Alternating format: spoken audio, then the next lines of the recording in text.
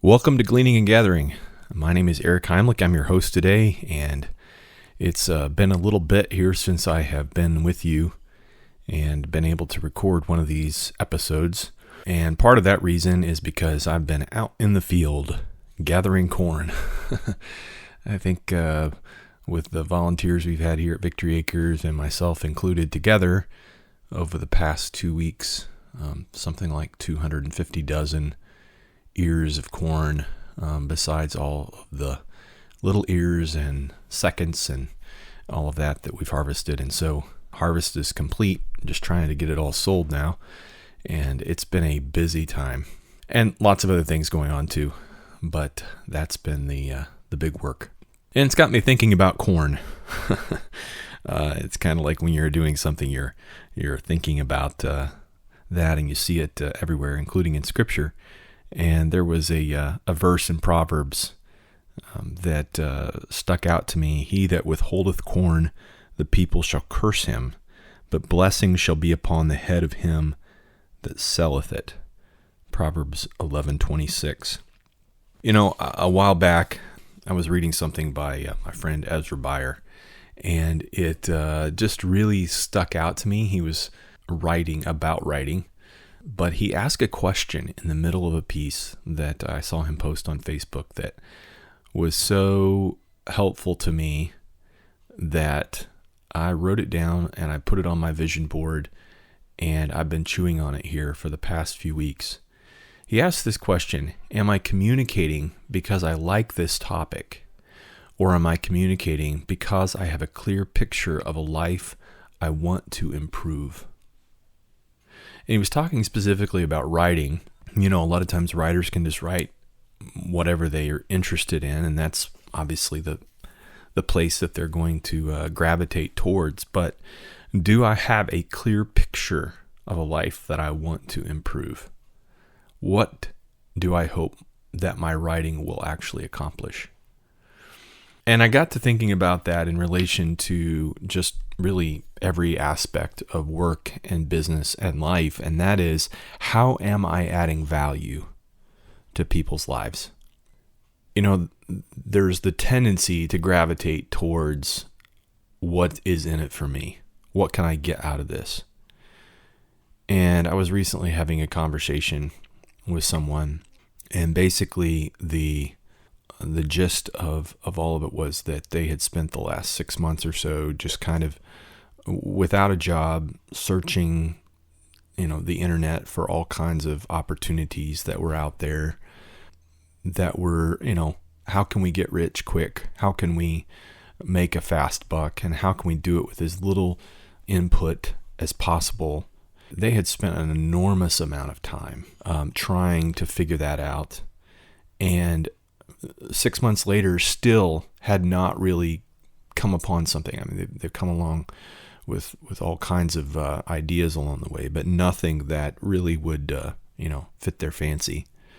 If they had just gotten a job at Starbucks or McDonald's, or just found somebody's house that needed to be cleaned, if they'd done anything for anyone, they would be further up the road than they are now. If they would have added value to anybody's life and not focused on their own need, but instead focused on somebody else's need and how could they meet that need, many of their needs would have been met. It reminds me of another proverb. Proverbs 14:23 says, "In all labor there is profit, but the talk of the lips tends only to poverty."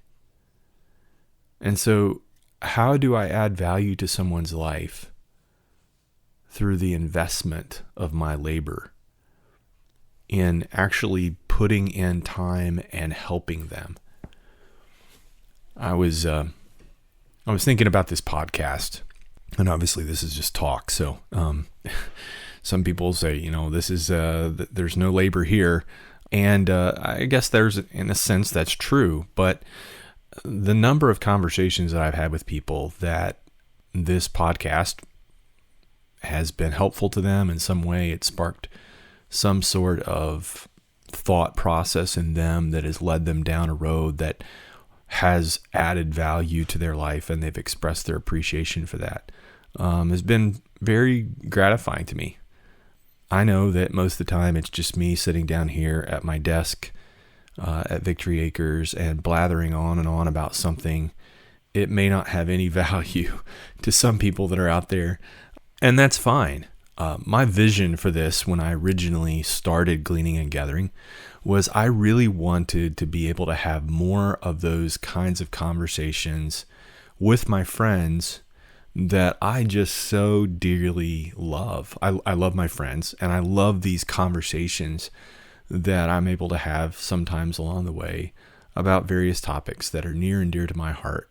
And so I really wanted it to be me sitting down with close friends and being able to just share what's going on in a very unproduced sort of way, and in a way that hopefully they'll feel like that, when they finish, they've been able to sit with me for a few minutes, and that there's been something helpful or encouraging or inspiring or something there that would be a blessing to them.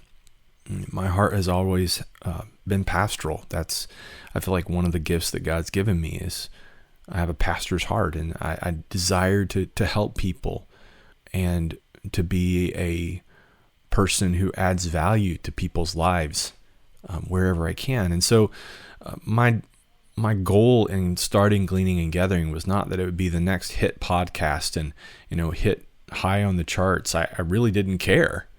And in those early days when we were first starting out, I think there were 5 people listening to thank you, Martin, for listening to the podcast, but I was fine with that.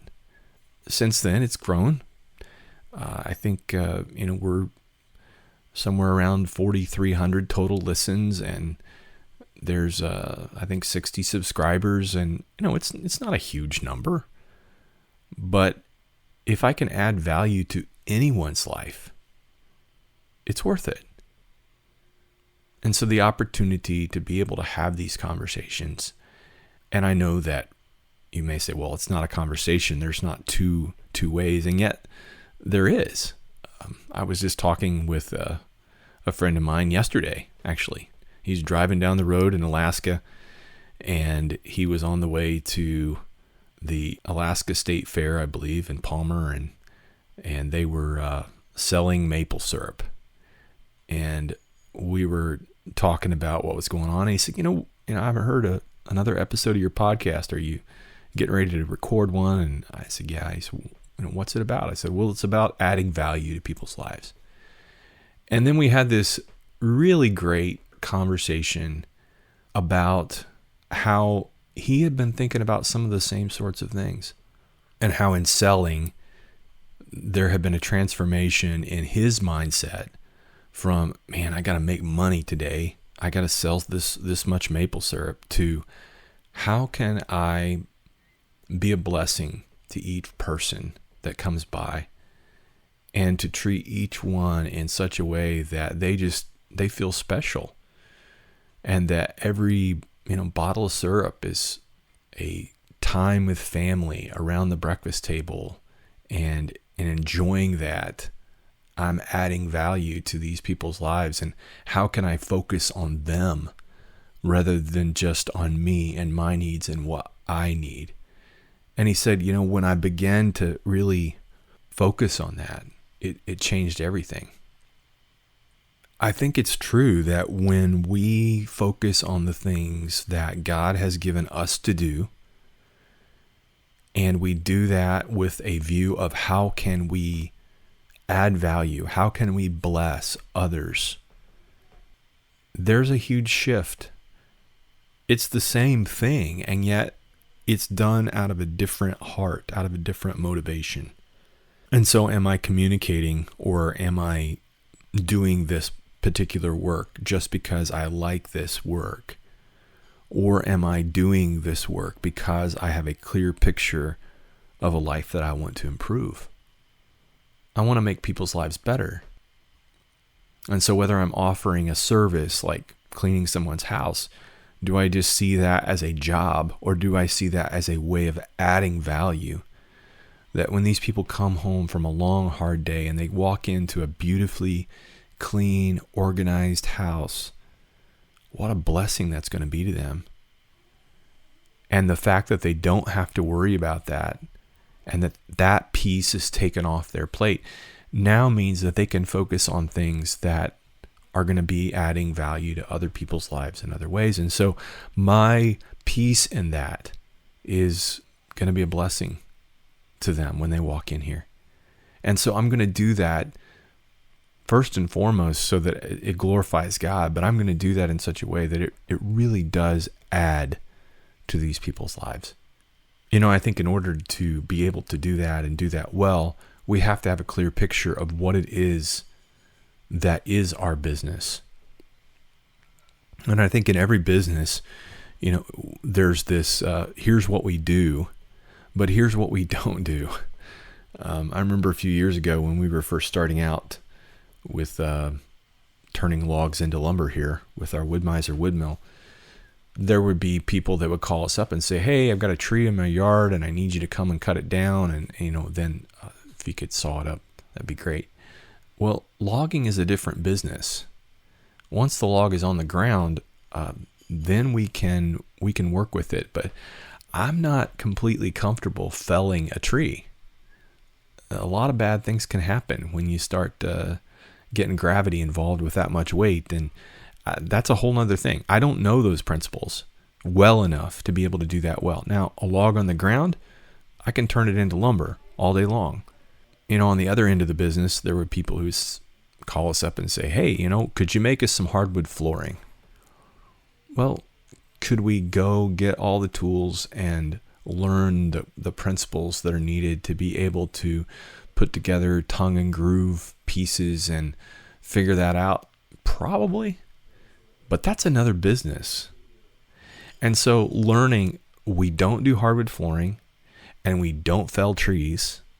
What do? We turn logs into lumber. That's what we do. And so doing custom cut work is a piece, it's a business that we put out there. And when people call us, we've been able to add value to their lives in that way, taking the few logs that many times they have and don't have the ability to be able to move, pull our mill up in their yard, mill them up right there and get them ready for whatever wood projects that they or their friends are wanting to do. And so I think that in our effort to add value to people's lives, we need to have a clear picture of what it is that we're actually trying to do and what we're not going to do. So I think there's a need for each person to really think about the question, what are the things that only you can do? What are the things that you must do? They're not delegatable. You can't just have someone else do them for you. What are those things? I know a while back I wrote out a list. I put it on my vision board. It's still there. I must pray. I must plan. I must generate content. I must connect with people.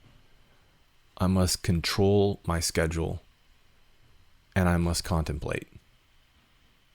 Those are the things that I must do.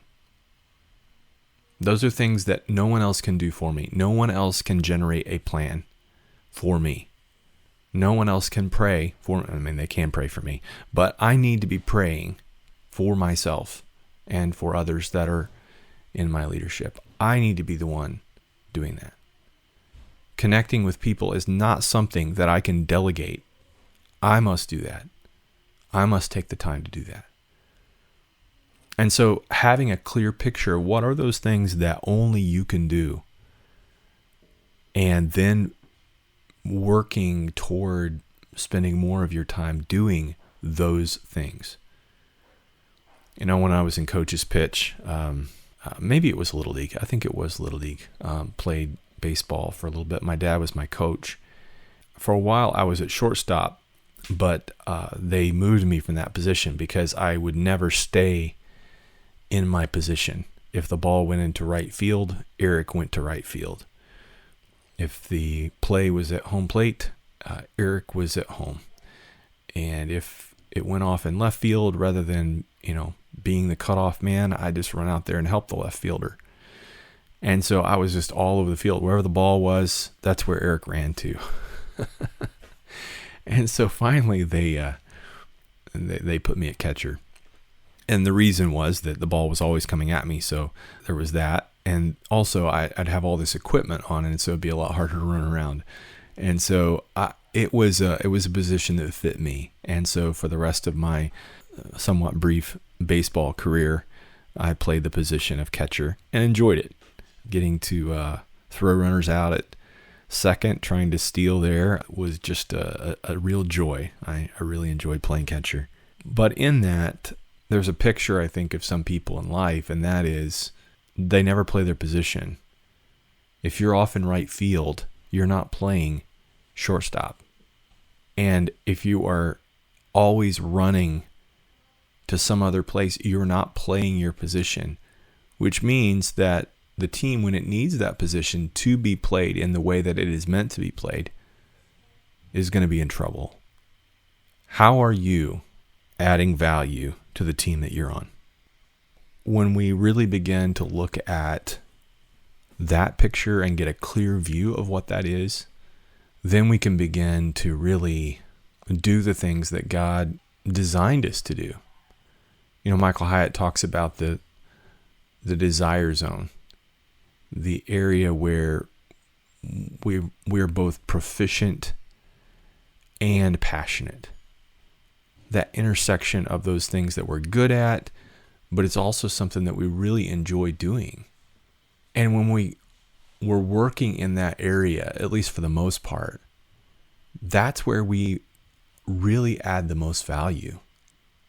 If you're constantly working in areas that you may be passionate about, but you're no good at it, then what we're doing is really robbing someone else of the joy of being in their position.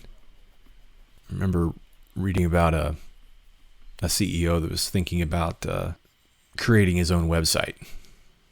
And his business coach asked him the question, how much do you think your time is worth? And he said, I probably make about $250 an hour.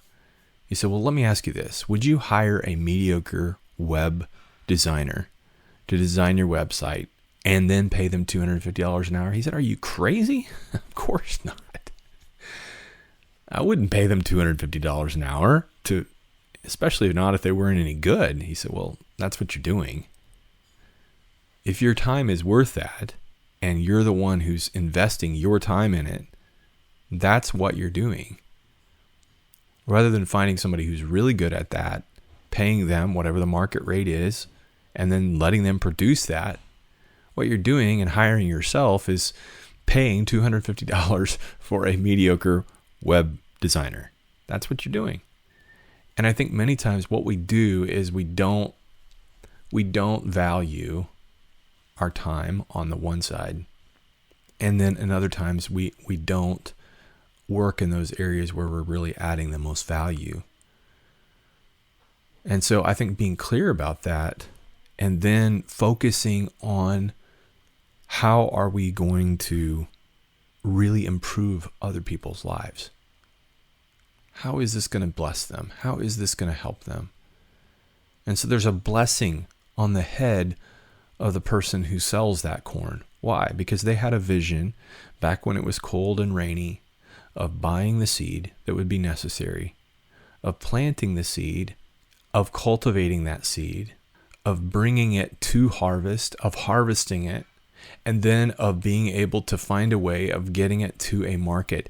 And so when that person sits down with those ears of corn at their dinner table and they're eating it, they didn't have to think about all that. They didn't have to do all of that. Instead, they can say, thank God for farmer so-and-so. Wow, what a blessing. Much of our economy is like that. I don't know very many people who go around only wearing the clothes that they've made, only living in a house that they've built, only eating the food that they've raised. We live in an interdependent economy, and so there are these things that we do for others And that in the process of doing that, we receive value and then are able to take that value and be able to spend our money with others that are doing the same sort of thing. And so I think that being clear about what it is that we do and how can we add value. Now, I'm not saying that it has to be the highest and best thing all the time. And to me, I think that adding value somewhere is better than not adding value anywhere and sitting around on your phone on Facebook, cruising to the next thing. And that's, I think, a whole nother topic. But the problem today of being consumers of content and consumers of resources and materials and just sitting around vicariously trying to live through other people's lives, that's not adding value to anyone. And that's certainly not adding value to you if that's how you're utilizing your time. But how can I do something today that will be a blessing to someone else? That's how you're going to be blessed. Whatever that is. And even if that's just passing cheeseburgers out of the window at McDonald's, if that is your job, do it and do it well. And add value to people's lives by giving them the best smile that you can and of greeting them and being the one positive interaction in their day and of doing the best job you can do where you're at, wherever that is. But let's quit trying to just make this all about us, all about what we can get out of it, and really focus on the other end of that transaction. You know, every business transaction, really every good one, has a two-way thank you. You know, at the coffee shop, you say thank you so much for that cup of coffee, and they say thank you so much for that, $3, $4, whatever it is now, because they want the money more than they want the coffee, and you want the coffee more than you want the money. And so there's this two-way exchange that takes place. There's value that changes hands in two directions, and it is not a one-way street. It's not just them giving you coffee, because they can't do that and stay in business.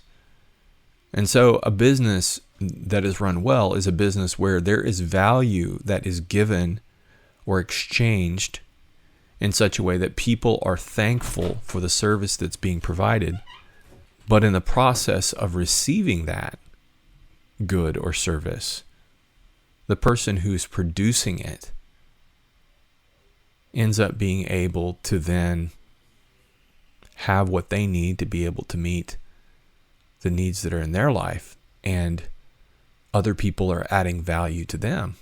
And so in an economy that's working well, there are all these exchanges that are taking place on a daily basis, on a moment-by-moment basis.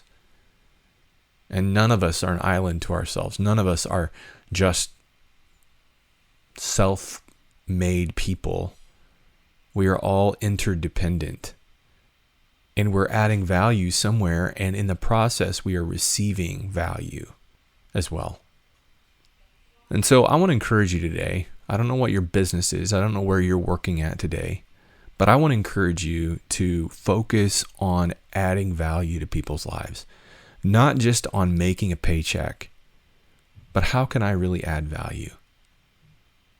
And how can I do that in such a way that recognizes the gifts, the abilities that God has given me, and that puts those into action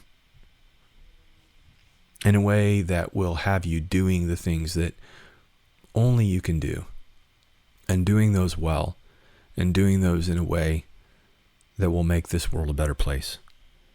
So that's what I'm thinking about today. I hope it's an encouragement to you. For Gleaning and Gathering, God bless.